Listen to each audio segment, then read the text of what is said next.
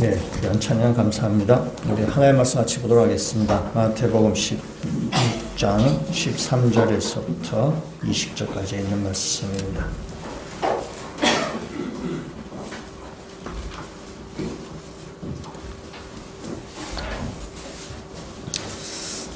마태복음 16장 13절 말씀부터 제가 읽고 우리 마지막 20절 말씀은 같이 읽도록 하겠습니다.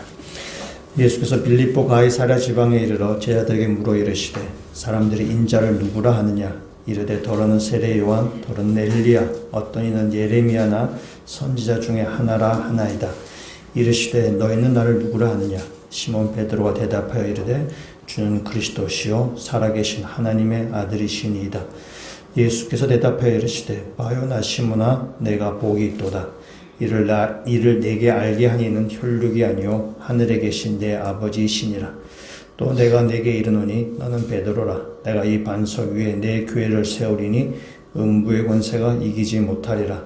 내가 천국 열쇠를 내게 주리니 내가 땅에서 무엇이든지 매면 하늘에서도 매일 것이요 내가 땅에서 무엇이든지 풀면 하늘에서도 풀리리라 하시고 이에 제자들에게 경고하사 자기가 그리스도인 것을 아무에게도 이르지 말라 하시니라. 아멘. 지난주부터 말라기 설교한다고 했는데요. 그 안에 마태복음이 또 적혀져 있어가지고 당황을 하셨을지 모르겠는데 제가 오늘 왜 마태복음을 가지고 설교를 하느냐 하면 지난주에 마태복음 성경 퀴즈를 하셨기 때문에 또 많은 분들이 준비해 오셔서 또 많은 분들이 참여해 주셔서 그에 대한 감사의 마음으로 제가 마태복음을 한 번 더 우리가 말씀을 봤으면 좋겠다 하는 그런 제가 생각이 지난주에 들었습니다. 지난주에 이제 마지막에 팔복 찬양으로 마지막 휘날리를 멋지 장식하셔서 제가 팔복을 설교할까 하다가 16장의 말씀을 가지고 같이 한번 보려고 합니다. 마태복음이 28장까지 있는데요. 그 분량으로 놓고 볼 때도 16장이 한 중간쯤에 해당하는 위치에 놓여져 있고 내용으로 놓고 보더라도 이 마태복음 16장은 그 내용에 있어도 중간쯤에 해당한다고 볼 수 있습니다. 우리 집사님 기도하실 때 우리 학생들 중간고사를 위해서 기도를 했는데 우리 학생들이 학교 다닐 때 한 학기를 쭉 이렇게 다니게 되는데 한 학기 중에 중간쯤에 이제 시험을 치게 되죠. 중간고사를 치르게 됩니다. 그래서 중간쯤에 배운 것을 한 번 더 확인해 보는 거죠. 얼만큼 배웠는지 확인을 해 보는 거죠. 만약에 중간고사 없이 학기 말에 시험을 치면은 범위도 너무나 많고 또 이렇게 좀 중간에 점검하는 것도 이제 없었기 때문에 그것도 참 중간고사에 있는 것이 좋다고 생각하기도 합니다. 그래서 중간쯤에 중간고사를 쳐서 어디까지 알고 있는지, 어디까지 배웠는지 한번 이제 확인해 보는 것이죠. 마태복음 16장이 지금 우리가 읽었던 말씀이 예수님께서 제자들에게 중간고사 치는 것이다 이렇게 생각하시면 좋습니다. 문제는 뭐냐? 예수님이 나를 누구라고 생각하느냐 이 얘기죠. 이가 한번 예수님께서 물어보시는 것입니다. 그래서 예수님께서 그동안 쭉 사역을 하셨는데 이 제자들이 어느 정도까지 알고 있는지, 어느 정도 따라왔는지, 그래서 그 한번 중간 점검을 하고 그래서 앞으로 진도를 더 빨리 뽑을지, 좀 더 천천히 뽑을지를 예수님께서 이렇게 한번 이제 점검하시는 것입니다. 그래서 이 말은 다시 말하면 오늘 우리 신앙에서도 우리가 한번 신앙을 한번 중간 점검하는 차원으로 오늘 이 말씀을 같이 한번 보고자 합니다. 오늘 말씀을 보시면은 13절 말씀 보시면은 이렇게 얘기하죠. 같이 한번 읽도록 하겠습니다. 예수께서 빌립보 가이사랴 지방에 이르러 제자들에게 물어 이르시되 사람들이 인자를 누구라 하느냐. 아멘. 예수님께서 말씀하셨습니다. 사람들이 나를 누구라, 인자는 바로 예수 그리스도를 나타내는 것입니다. 이 인자만 갖고도 막사 학위 논문이 나올 정도 굉장히 중요한 단어입니다. 다니엘서 나왔던 그 말씀을 예수 자신을 지칭하는 것을 이야기하는데 그 사람들이 예수를 누구라 하느냐 이제 그 질문이에요. 근데 이 질문을 13절에 빌립보 가이사랴에서 하셨다라고 지금 이렇게 말씀하고 있습니다.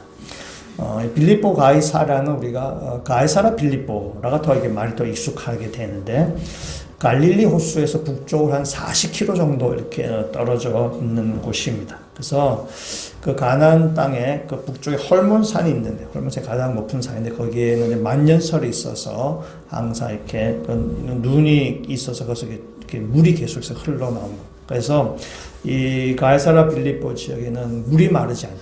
아주 이렇게 물이 계속해서 이렇게 흐르는 곳이고, 물이 많으니까 숲풀도 잘 우거지고, 또 계곡 사이에 강물이 이렇게 흐르는 곳입니다. 굉장히 아름다운 곳이라고 합니다. 그래서 성지순례 가셨다 오신 분들이 여기 가서 우리가 이스라엘 그런 뭐 광야, 뭐 메마른 땅, 뭐 그런 생각을 많이 하게 되는데, 이제 그렇게 우리가 알고 있는데, 성지순례 갔다가 이 가이사라 빌립보 이 정도쯤 가면은 굉장히 상상하지 못했던 그냥 아름다운 경치를 본다라고 사람들이 그렇게 이야기하게 됩니다. 이 가이사라 빌립보라는 거는 가이사와 빌립보의 도시라는 뜻입니다. 그래서 두 사람이 여기 관계되어 있는 거죠. 가이사, 그다음에 빌립보라는 것입니다. 가이사 로마의 황제입니다. 그래서 BC 1세기경에 로마 황제 아우구스투스가 헤롯 대왕에게 이 땅을 그가 이렇게 넘겨주게 됩니다. 그래서 헤롯이 감사한 마음으로 여기에 그 로마 황제인 가이사를 위한 신전을 여기다가 이렇게 세우게 됩니다.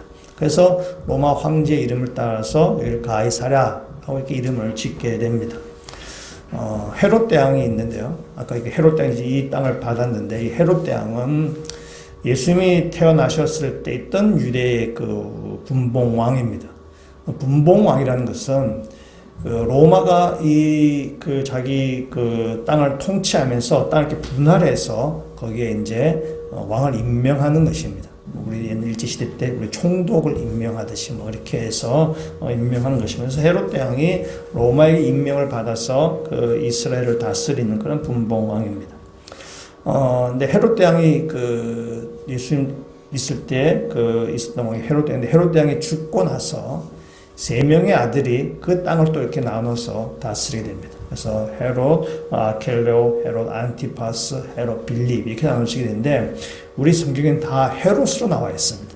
다 헤롯으로 나와 있어서 이 헤롯이 좀 헷갈릴 수도 있지만은 뭐 다 이렇게 나와 있습니다. 근데 이 갈릴리 그 땅을 이렇게 나눠 가지고 다스리는데, 그 중에 이제 갈릴리 북쪽 이 가이사라 빌립보가 해당하는 지역을 다스리는 그 왕이 바로 헤롯 빌립입니다. 그래서 헤롯 빌립이 그 나라를 다스리게 되는 것입니다. 그래서 헤롯 빌립이 거기를 다스리면서 가이사라라는 성읍이 지중해 연안에 있습니다. 지중해 연안에 있어서 이 가이사라 그거와 좀 구분하기 위해서 이 가이사라 자기 이름을 붙였어요. 그래서 가이사라 빌립보라고 된 것입니다. 그래서 이 가이사라 빌립보는 로마 황제로부터 받았던 그 땅을 감사해서 로마 황제의 이름을 거기에 이름을 차용해서 가이사, 다음에 그 땅을 다스렸던 빌립 왕, 자기 이름 붙여서 가이사라 빌립보라고 이렇게 되어 있는 곳입니다. 헤롯 대왕은 정통 유대인 출신이 아닙니다. 에돔 출신입니다. 에돔 출신이어서 유대인의 지지를 받지 못했습니다. 유대인의 지지를 받지 못해서 헤롯이 기댈 곳은 로마밖에 없는 셈이죠. 그래서 로마에 기대어서 권력을 잡고 그래서 그 유대를 다스리고 뭐 그렇습니다. 그래서 로마에 기대어서 헤롯은 성공 가도를 달리고 있습니다. 그래서 이 헤롯 가문의 사람들이 로마에 잘 보이기 위해서 이 가이사라 빌립보에 로마 황제 가이사를 위한 신전을 세운 것입니다. 이 가이사라 빌립보라는 도시는 로마의 황제의 신전도 있지만 그 이전부터 여기는 우상이 가득한 곳입니다. 아까 물이 풍부하다 그랬어요. 물이 풍부하니까 농경, 목축을 굉장히 발달된 것입니다. 농경, 목축이 발달되다 보니까 고대 그리스의 농업을 관장하는 신인 판이라는 신의 그 신전도 여기에 세워졌습니다. 그래서 이 판이라는 신은 농업, 그다음에 목축을 관장하는 신입니다. 그래서 근데 이 판이라는 신이 한 번씩 가끔 사람들 굉장히 공포에 갑작스럽게 이렇게 빠뜨리게 되기도 한답니다. 그래서 이 판에서 나온 단어가 패닉 이런 단어죠. 패닉 상태다 뭐 이렇게 나온 단어죠. 또 이 판은 농업, 목축, 농경의 신이니까 이렇게 할 때 이렇게 목축에 피리를 이렇게 막 불게 되는데 그래서 여기서 나오는 것이 팸플렛, 이런 판에서 나오는 거예요. 그래서 이 판이 그 고대 그 그리스 헬라 사회에서 농경을 다스리는 시 때문에 이 가이사랴 빌립보는 이 판에 대한 신전도 여기에 있습니다. 그리고 여기가 가나안의 그 북쪽 지역이니까 국경 지역이거든요. 국경 지역이니까 그 이방 나라에서 들어오는 문화, 우상, 종교에 굉장히 근접해 있습니다. 그래서 거기에 이방 신을 섬기는 우상들도 섬기는 것이 많이 있는 거죠. 우리가 부산이잖아요. 부산이 일본과 인접해 있어서 일본 문화가 다른 지역에 비해서 굉장히 많이 우리한테 좀 많이 들어와 있는 편이죠. 그래서 일본 문화 우리한테 좀 있는 뭐 그런 거와 비슷하게 됩니다.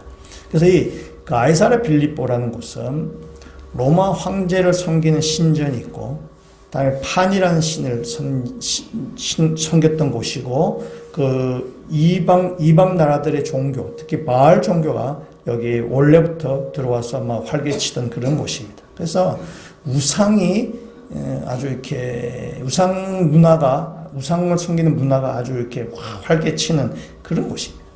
그런 곳에서 예수님께서 묻는 것입니다. 너희는 나를 누구라고 생각하느냐?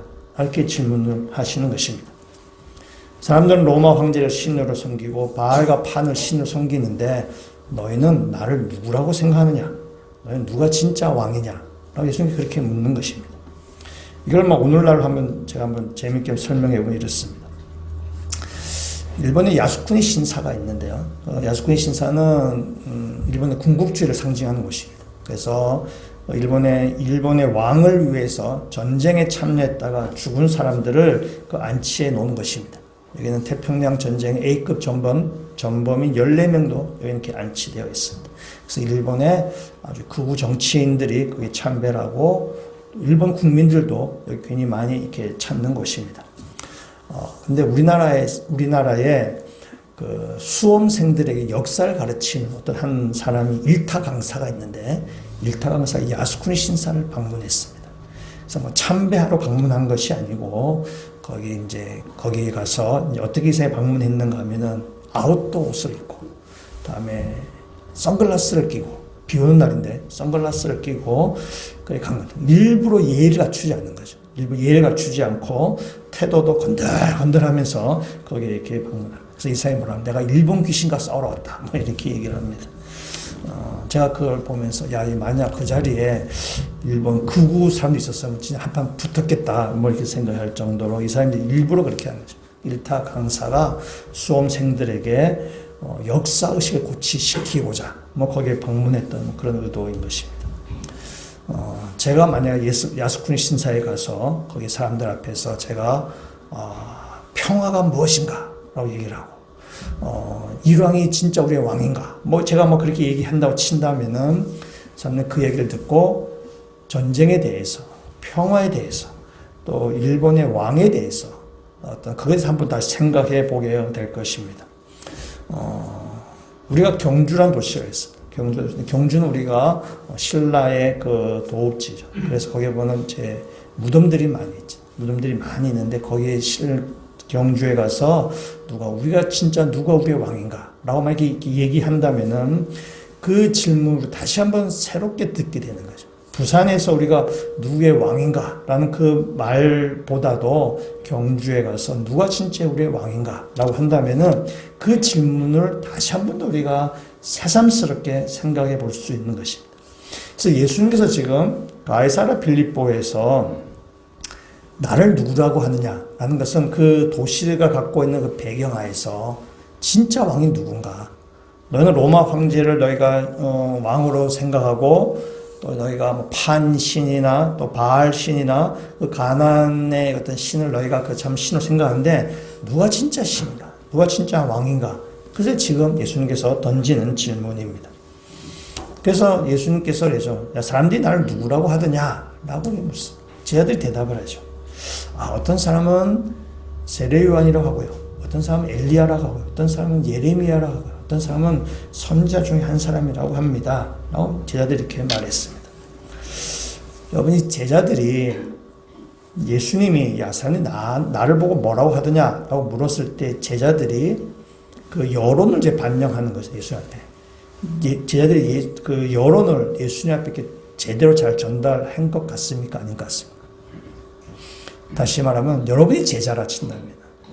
여기 어떤 스승이 여러분에게 묻습니다. 야, 사람들이 나보고 뭐라 그래? 하면 여러분이 제자면은 그 스승의 질문에 여러분 어떤 대답을 전하시겠어요?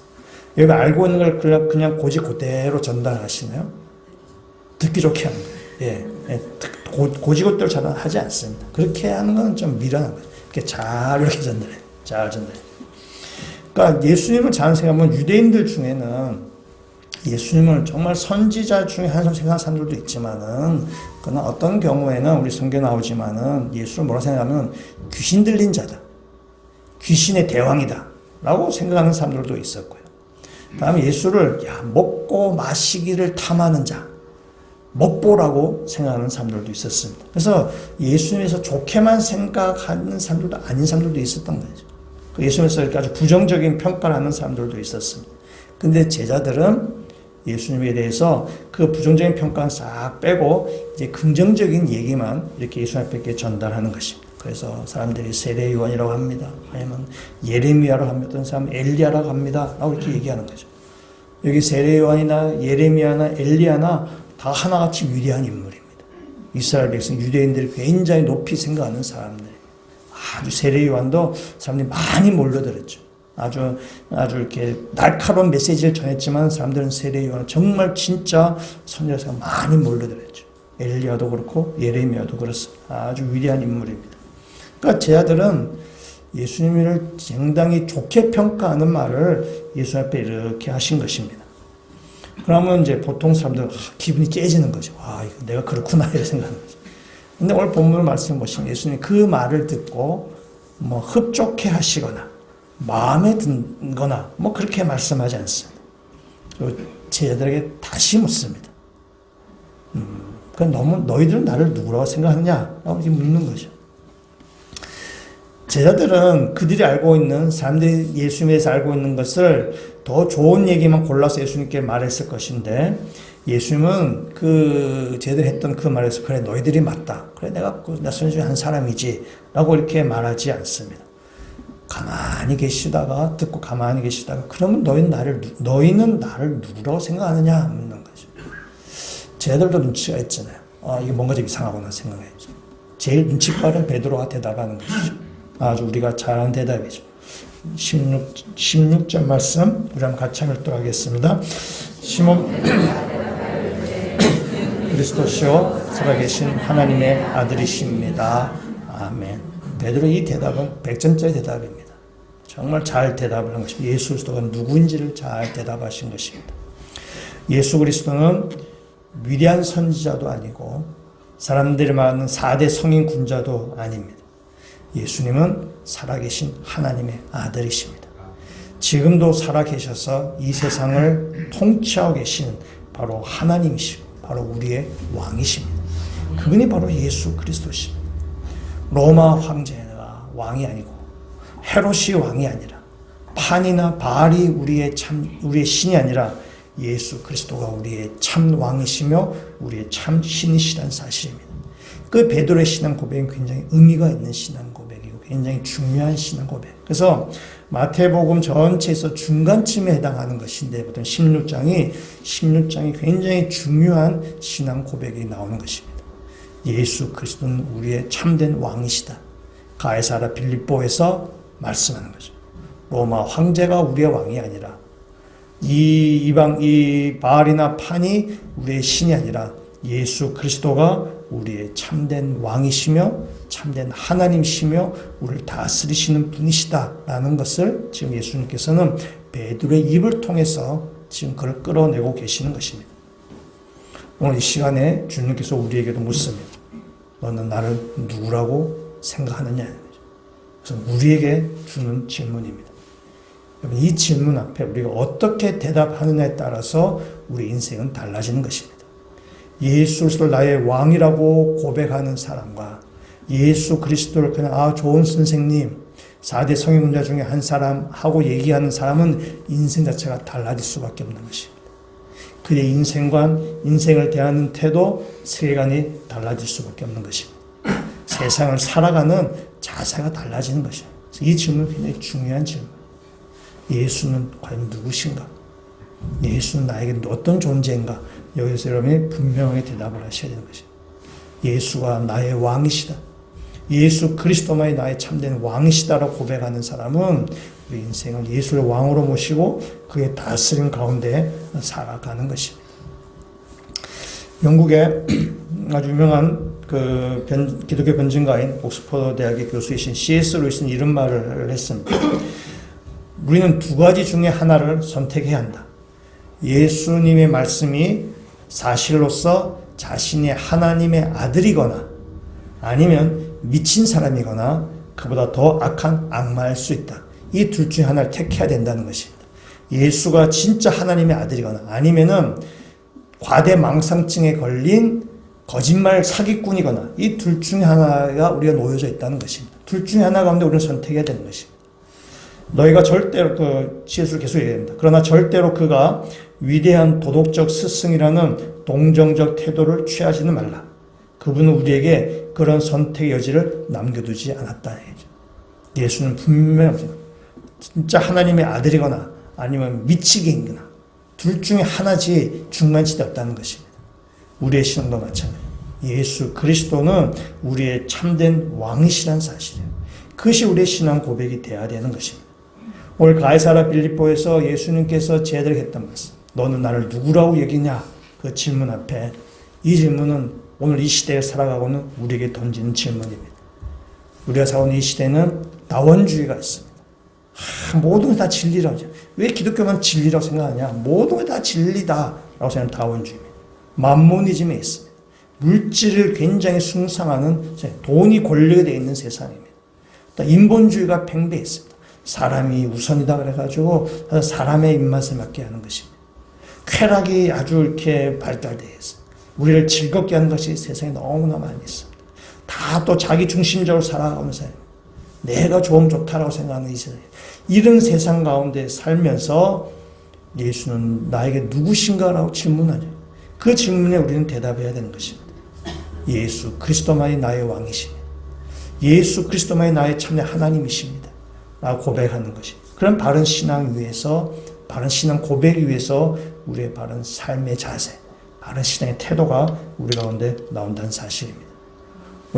이 베드로의 고백이 정말 우리의 신앙을 잘 대변하는 고백입니다. 그래서 베드로의 신앙은 예수 그리스도가 우리의 왕의 신앙인데 우리가 찬양을 이 시간에 한번 같이 한번 간단히 부르죠. 이게 왕이신 나의 하나님의 찬양이 있습니다. 같이 한번 이 베드로의 신앙 고백과 이 시대를 살아가는 우리들의 신앙 고백을 생각하시면서 같이 한번 찬양 같이 한번 부르면 좋겠습니다. 왕이신 나의 하나님 내가 주를 높이고 영원히 주의 이름을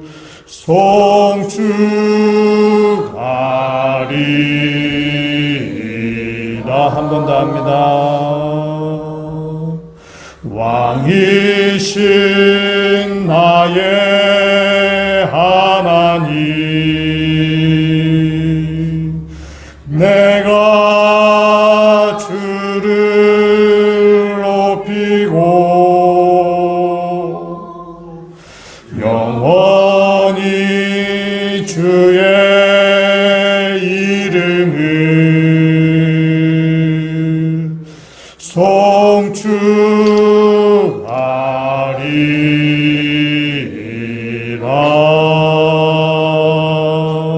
송축하리라. 아멘이신가요?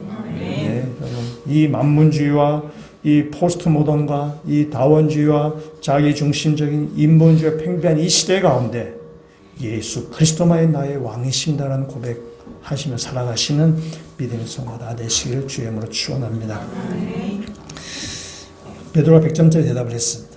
베드로 100점짜리 대답을 한 다음에 예수님께서 베드로에게 이렇게 말씀하십니다. 우리 18절 19절 말씀을 같이 한번 읽도록 하겠습니다. 또 내가 네게 이르노니 너는 베드로라. 내가 이 반석 위에 내 교회를 세우리니 음부의 권세가 이기지 못하리라. 내가 천국 열쇠를 내게 주리니 내가 땅에서 무엇이든지 매면 하늘에서도 매일 것이요 내가 땅에서 무엇이든지 풀면 하늘에서도 풀리리라 하시고 아멘. 이번 사복음서에 교회라는 말은 딱 두 번 나오게 됩니다. 아무도 안 나옵니다. 딱 두 번 나옵니다. 그 중에 한 번이 이 마태복음 16장, 우리가 방금 읽었던 이 18절에 있는 말씀이 나옵니다. 또 하나는 마태복음 18장에 가셔서 교회가 무슨 일을 해야 되는가 내용이 나옵니다. 여러분, 이 제자들은 예수님이 말씀하셨을 때에 교회가 뭔지 아직 몰랐습니다. 아직 교회가 세워지기 전입니다. 그래서 예수님은 새로운 지금 말씀하시는 것입니다. 그때 제자들은 뭐가 그들 익숙한가 하면은 성전, 회당 이런 것이 익숙하지 교회가 아직 뭔지 모를 때. 예수님 지금 교회라는 것을 얘기해요. 그러니까 사복음서에 교회 말은 나오지 않습니다. 여기 이제 처음으로 나오는 얘기인데 오늘 이 교회를 얘기를 합니다. 그러면서 뭐라냐면은 너는 베드로라 내가 이 반석 위에 내 교회를 세우겠다라고 말씀하시죠. 이 반석 위에 예수님의 교회, 내 교회를 세우겠다라고 말씀하시죠. 그래서 반석이 뭔지, 반석 위에 교회를 세운지가 뭔지에 대해서 해석이 정말 여러 가지가 많이 나오게 됩니다. 그 대표적인 해석이 잠깐 소개해드리면서 로마 카톨릭은 이 반석을 베드로로 해석합니다. 베드로라는 말은 바위, 반석, 돌멩이 뭐 이런 뜻입니다. 그래서 베드로 위에 교회를 세우겠다라고 그렇게 해석을 하게 됩니다. 그래서 베드로가 초대 교황이 되는 것입니다. 그리고 그 베드로에게 이제 천국 열쇠를 주겠다라고 이렇게 얘기하는 것입니다. 그래서 여러분이 혹시 유럽에 여행을 가셔서 보시면은 조각상이나 뭐 성화 이런 데 보면은 그 열쇠를 들고 있는 조각상이 있어요. 이게 누구겠습니까? 예, 베드로입니다. 베드로를 이렇게 표시하는 것입니다. 그래서 여러분이 유럽을 여행 가셨는데 동행하는 사람들이 와, 저 사람 누구야? 쇠대 들고 있노? 이러면 옆에서 모르는 척 하면서 베드로야, 베드로 열쇠 들고 있는 거야 라고 이렇게 슬쩍 얘기하시면 됩니다. 로마의 바티칸 성당이 있습니다. 바티칸 성당 앞에 큰 광장이 있죠. 원형은 된 광장. 그것은 바로 열쇠 모양을 상징하는 것입니다. 그래서 베드로를 그 반석을 베드로로 생각하는 것이 로마 가톨릭 해석입니다. 우리 개신교는 그렇게 받아들이지 않습니다. 개신교는 이 반석을 베드로라는 사람으로 해석하지 아니하고 베드로가 했던 신앙 고백으로 우리 개신교는 해석하게 됩니다. 그래서 베드로가 한 고백 위에 교회가 세워지는 것이 아니라 베드로가 했던 그 고백과 동일한 고백을 한 그 위에 교회가 세워진다라고 얘기합니다.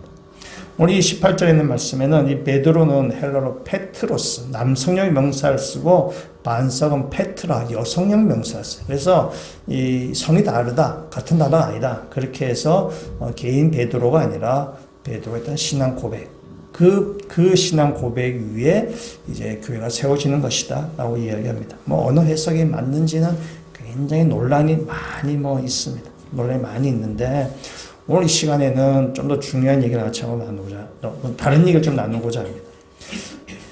반석 위에 교회를 세우겠다고 하고 그 교회는 음부의 권세가 이기지 못한다 라고 지금 이렇게 이야기하고 있습니다. 여러분, 교회는 건물인가요? 사람인가요? 예, 사람입니다. 믿는 사람들의 무리가 바로 교회입니다. 이 건물은 아니에요. 건물은 교회가 아니고 우리는 교회당, 예배당 이렇게 얘기하는 것입니다. 교회는 믿는 사람들의 무리입니다. 이 교회는 예수 그리스도를 주로 고백하는 사람들의 무리가 바로 교회예요. 예수 그리스도를 왕으로 고백하는 사람들이 있는 곳을 우리가 교회라고 이야기합니다.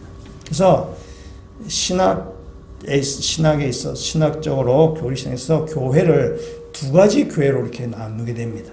두 가지가 나누는데 하나는 유형 교회와 무형 교회입니다.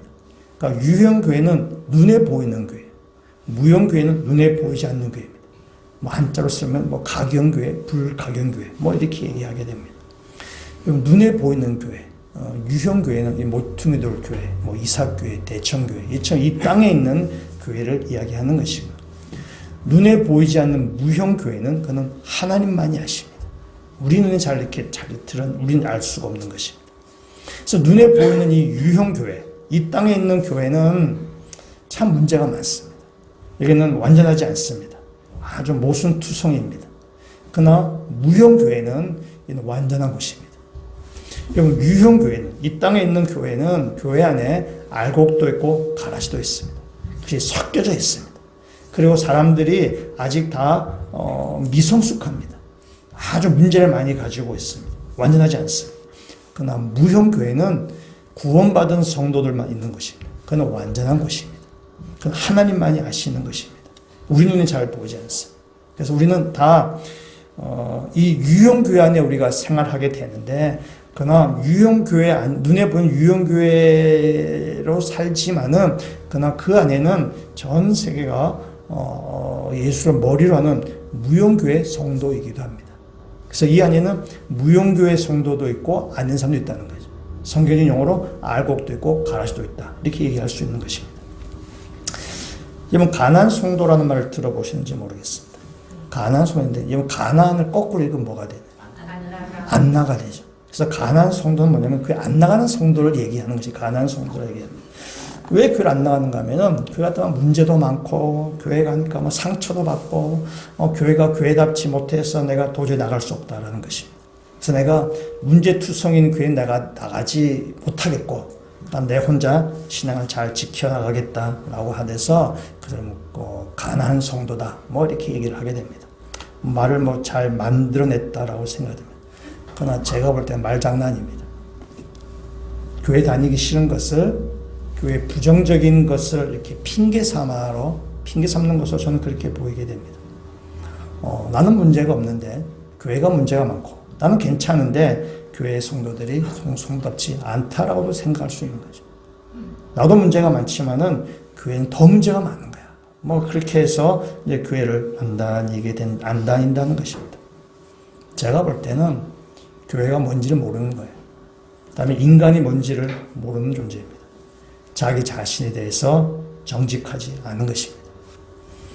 혼자 신앙생활하기 위해서는 교회 가지 않고 혼자 신앙생활하는 거와 교회에서 신앙생활할 때 어느 것이 더 에너지가 더 많이 필요하겠어요?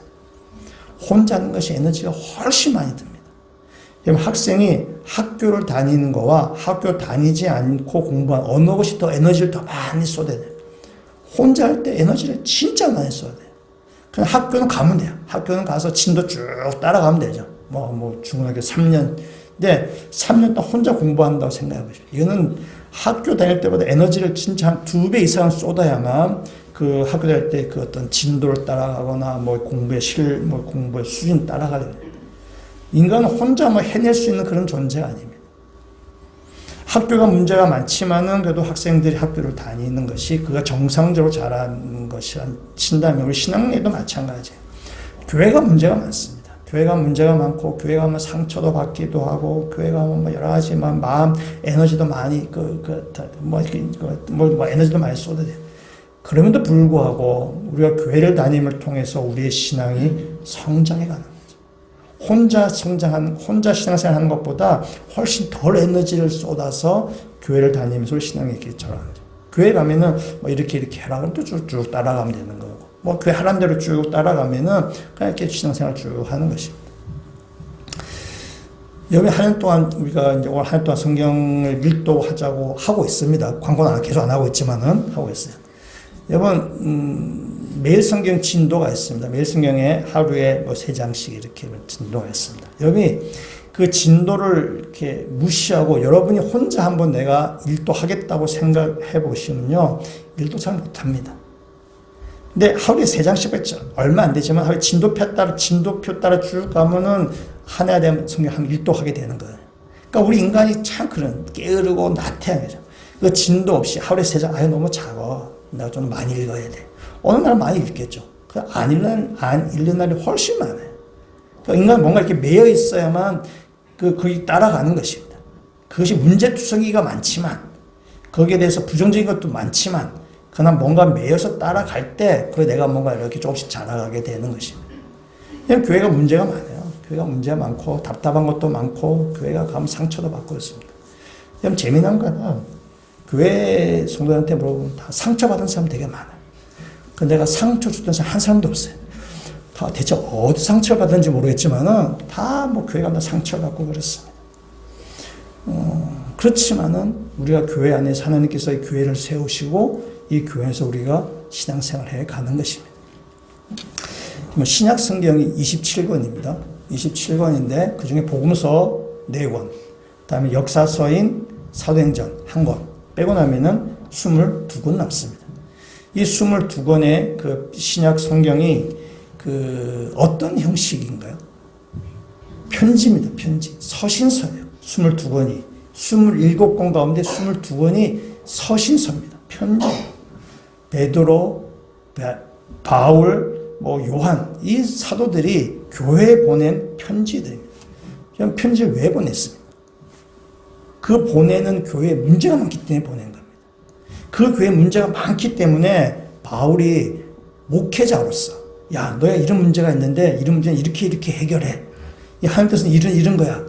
라고 쓴 것이 바로 22권의 서신서입니다. 그러니까 초대교회에 문제가 많다는 뜻이에요. 초대교회에 문제가 많아서 그 사도들이 그 목회적인 마인드를 가지고 그 교회 문제를 해결한 거.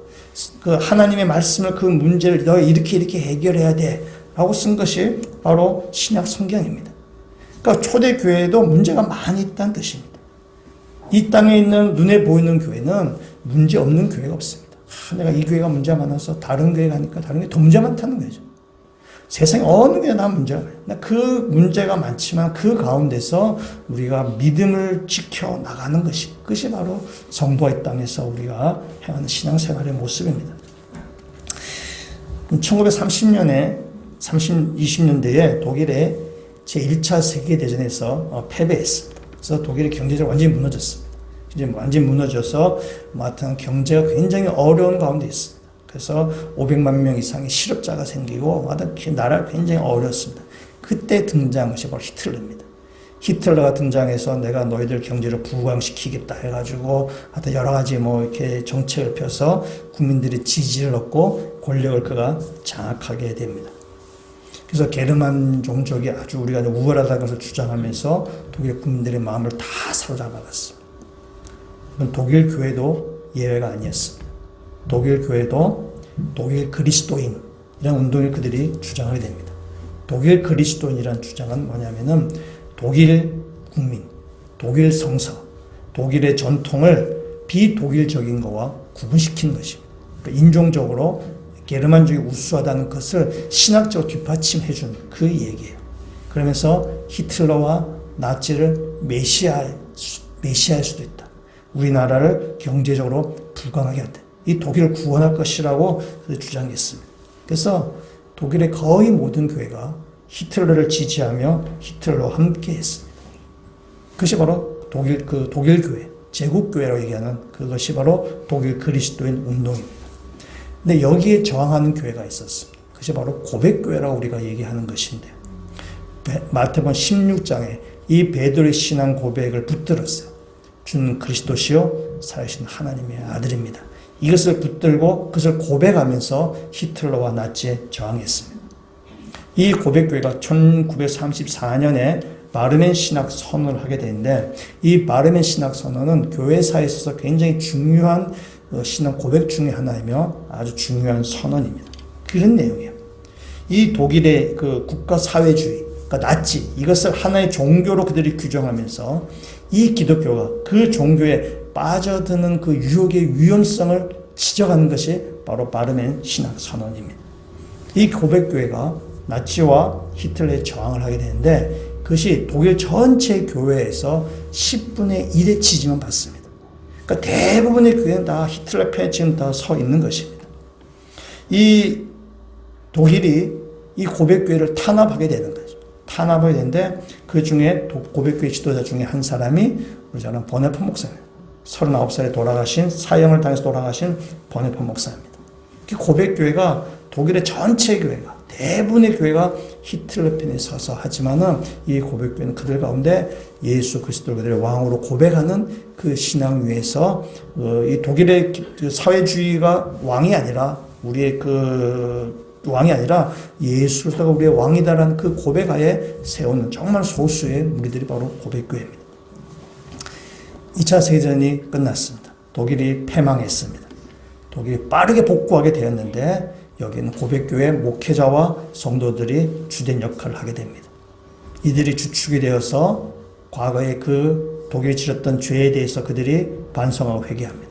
그래서 그들이 회개함을 통해서 프랑스나 영국과 주변 국가들을 안심시킬 뿐만 아니라 이웃 나라들과 우호적인 관계를 맞이하게 됩니다. 그리고 전쟁을 해서 피폐해진 국민 독일을 그리스도의 정신으로 새롭게 하고 그 망가진 독일의 그 백성들의 그 정신을 다시 새롭게 일으키게 한 것이 바로 이 고백교회 목회자와 성도들이었습니다. 여러분, 이것이 전후가 독일에 복구되면서 고백교회 성도와 목회자들이 참 큰 역할을 했었는데, 그러나 이 고백교회 성도 목회자들이 나치 시대 때 얼마나 고난과 핍박 가운데 있었겠어요. 버메포 목사님은 선업사에 죽었어요. 그 고난과 핍박 가운데 교회가 사람들을 실망시키고 교회가 엉터리 같지만은 그러나 그 가운데 예수 그리스도를 왕으로 고백하는 바른 신앙 고백하는 성도가 있다는 사실입니다. 그 바른 신앙 고백 위에서 교회는 세워져 가는 것입니다. 교회는 음부의 권세가 멸하지 못하게 되어 있습니다. 음부의 권세가 교회를 이기지 못합니다. 바른 신앙 고백하는 성도들 위해 교회는 세워져 가는 것입니다. 바른 신앙 고백 위에 우리의 믿음은 회복되어져 가는 게 있는 것입니다. 이 땅에 교회가 문제가 많습니다. 정말 문제투성이에요. 그러나 이 안에 예수 그리스도를 왕으로 고백하는 바른 성도들이 있다는 사실입니다.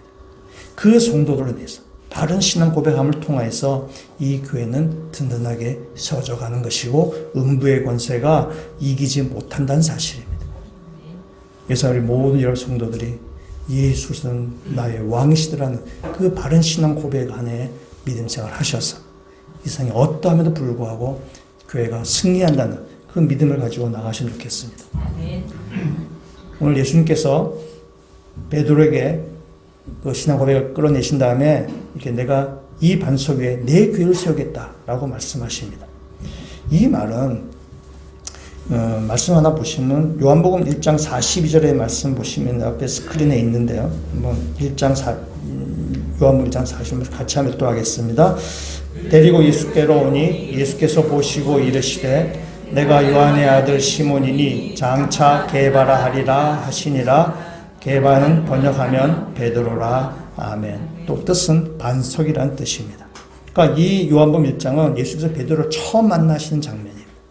예수는 처음 만났는데 베드로의 원래 이름은 뭐죠? 시몬입니다. 시몬이에요. 바요나 시몬. 시몬의 아들 바요나. 요나의 아들 시몬입니다. 시몬은 아주 흔한 이름입니다. 시몬, 너는 낙엽 떨어진 소리 들어봤느냐? 뭐 이렇게 하잖아요. 시몬은 굉장히 흔한 이름입니다. 별 볼 없는 이름이에요. 그냥 보통 인생이에요. 근데 예수님은 그 시몬을 보면서 시몬에게서 뭘 받냐? 넌 장차 개발하겠다라고 말씀하는 거죠. 흔한 인생이지만은 예수님께서 그 시몬을 향해서 너는 장차 개발가 될 것이다. 너는 장차 개발 같은 반석 같은 존재 될 것이다라고 말씀하십니다. 다시 우리가 오늘 마태복음 말씀하시면 생각해 보시면 있습니다. 베드로가 신앙 고백한 다음에 그 다음에 예수님께서 고난받을 것을 말씀하셨어요. 그때 베드로가 나서죠. 예수님 밀치면서 말이죠. 예수님 무슨 소리 하세요? 지금 예수님을 죽는다 그런 쓸데없는 소리 하지 마시라고. 내가 지금 투자한 게 얼만데 내가 지금 몰빵했는데 예수님 죽으면 어떻게 되냐고. 그래서 예수님 베드로 막 해가지고 막 이렇게 예수님을 뜯어 말립니다. 내가 지금 투자한 게 얼만데 예수님 그러나 깡통 계좌 된다고 막 이렇게 합니다. 그럴 때 예수님께서 베드로에게 이렇게 말씀하십니다. 16장 23절 마태복음 우리 같이 한번 읽도록 하겠습니다. 예수께서 돌이키시며 베드로에게 이르시되 사탄아 내 뒤로 물러가라. 너는 나를 넘어지게 하는 자로다. 내가 하나님의 일을 생각하지 아니하고 도리어 사람의 일을 생각하는도다 하시고 아멘. 예수님이 베드로를 뭐라고 말씀하시냐면은 사탄 내 뒤로 물러가라. 너는 나를 넘어지게 하는 자다라고 얘기하죠. 여기 넘어지게 한다는 말은 헬라어로 말하면 스칸달로라는 뜻인데 이 단어에서 나온 단어가 바로 스캔들이라는 단어입니다. 스캔들이라는 단어 여러분 잘 아시잖아요. 유명 연예인이나 정치인이 이 스캔들 때문에 중도에 넘어지는 경우를 너무나 많이 봅니다. 승승장구하다 잘 나가다가 스캔들에 휘말리게 되면은 한순간에 나라고 떨어지는 사람들 우리는 너무나 많이 봤습니다. 그러니까 예수님께서 베드로에게 그래 말씀합니다. 넌 나에게 스캔들이야. 이렇게 얘기하는 것입니다. 넌 나를 걸려 넘어지게 하는 거야. 넌 나에게 회방꾼이야. 방해꾼이야. 라고 예수님께서 그렇게 말씀하시는 것입니다. 예수님께서 이렇게 말씀하셔. 너는 하나님의 일을 생각하지 아니하고 사람의 일을 생각한다. 너는 하나님의 일을 생각하지 않고 넌 너 자신만 생각한다. 넌 걸림돌이야. 그래서 그렇게 말씀하시는 것입니다. 그러니까 이 걸림돌 같은 존재였던 베드로인데 예수님께서 그를 장차 반석이 될 것이라고 지금 말씀하시는 거죠. 시몬이라는 흔한 사람이었지만은 예수님께서 그를 반석같이 단단한 인생으로 만들어 가실 것이라는 사실입니다. 예수님이 우리의 왕이라는 뜻이 바로 이것입니다. 우리같이 흔한 인생, 우리가 어떤 면에서 예수님의 사역에 방해가 되는 그런 우리 같은 존재지만 예수님 우리의 왕이 되셔서 우리 인도에 가실 때에 우리를 개와 같이 반석같이 든든한 존재로 우리를 만들어 가실 것이라는 사실입니다. 여러분 교회 안에는 일처럼 스캔들 같은 사람들 다 많습니다. 우리 다 연약한 사람들, 다 문제투성이의 사람이에요. 그러나 예수님이 이 교회의 왕이 되시고 예수님이 이 교회를 인도해 가실 때에 우리는 반석같이 든든한 사람으로 바뀌어져 갈 것이라는 사실입니다. 여러분 인생 가운데 이 시대 가운데 예수를 왕으로 고백하며 그의 다스림을 받아서 하나님께서 우리를 단단한 반석과 같은 자로 만들어 가실 것을 기대하며 주님의 통치하심을 받으시는 믿음의 성도가 다 되시기를 주님의 이름으로 축원합니다. 같이 한번 기도드리시겠습니다. 하나님, 우리가 사는 세상은 우상을 섬기는 세상입니다.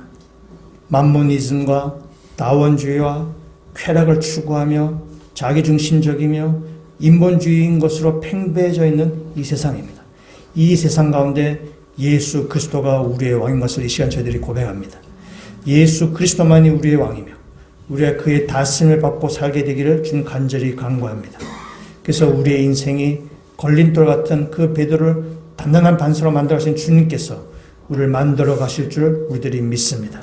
하나님, 우리만이 아니라 이 모퉁이들 교회도 주님께서 기뻐하신 교회로 만들어 가실 줄 저희들이 믿습니다.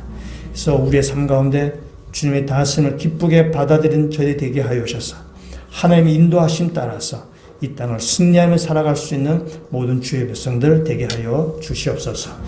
예수 그리스도의 이름으로 기도합니다. 아멘.